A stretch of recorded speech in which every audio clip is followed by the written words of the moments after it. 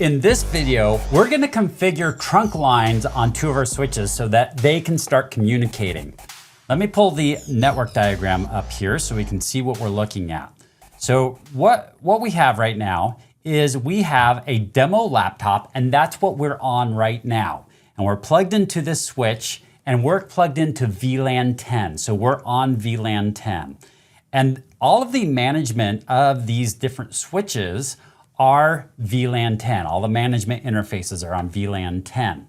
However, right now, all we can do is connect and ping to the management interface on switch 2, which is this switch right here, because we're plugged into it.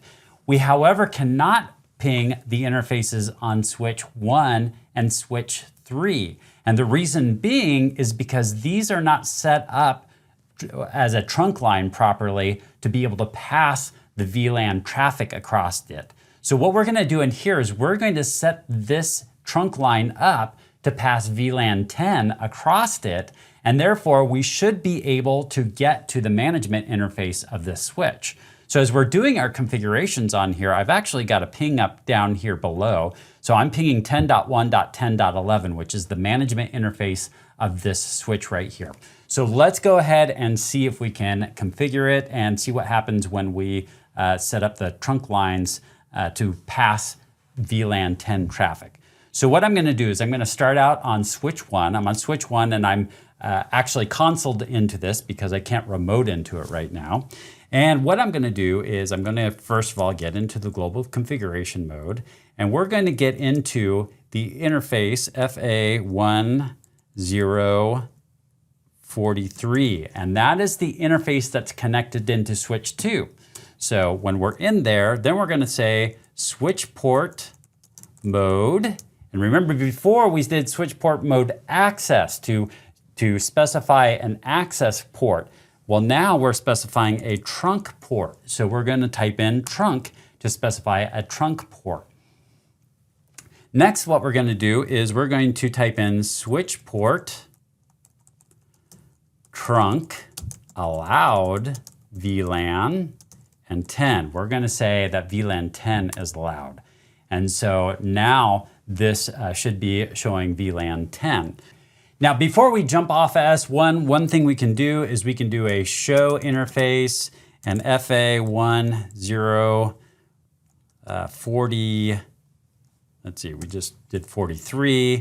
So, and I want to look at the switch port settings on there and see what the switch port settings say. And as we scroll through here, we see trunking VLANs enabled, trunking for VLAN 10. All right, so that's promising. So now let's jump over to switch 2 and configure switch 2 and see if we can see any difference with our pings and see if we can get some pings through. Now on S2, I'm going to type in configure terminal to get into configure terminal, and we are going to configure interface FA1047 because that's the one that's going back to switch 1. All right, so that's the interface we want to configure. Interface it's 047. All right, so I'm in 047 and I'm going to type in switch port mode trunk and switch port trunk allowed VLAN 10.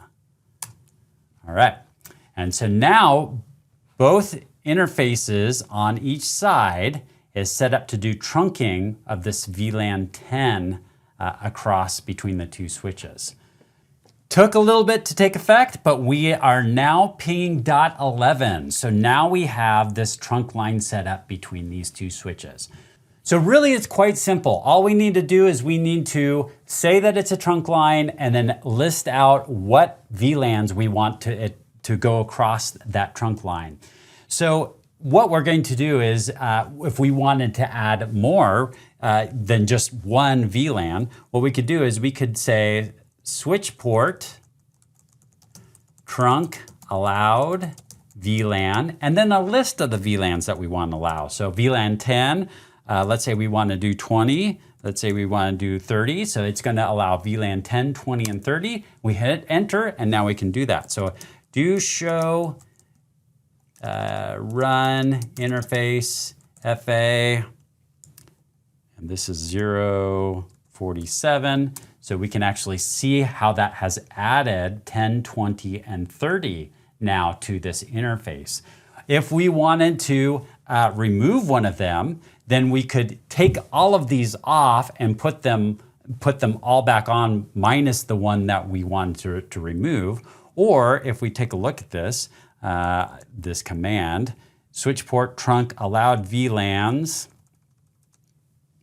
what we can actually do is allowed VLAN, and we can use the word add or remove. So let's remove 20 here and hit enter. Now we can take a look at that, and it is just 10 and 30. So we can actually add or remove or replace this line to whatever VLANs we want to go across that trunk line there.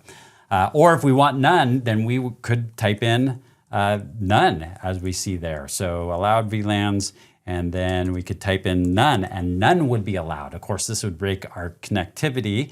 So let's see what happens when we do that.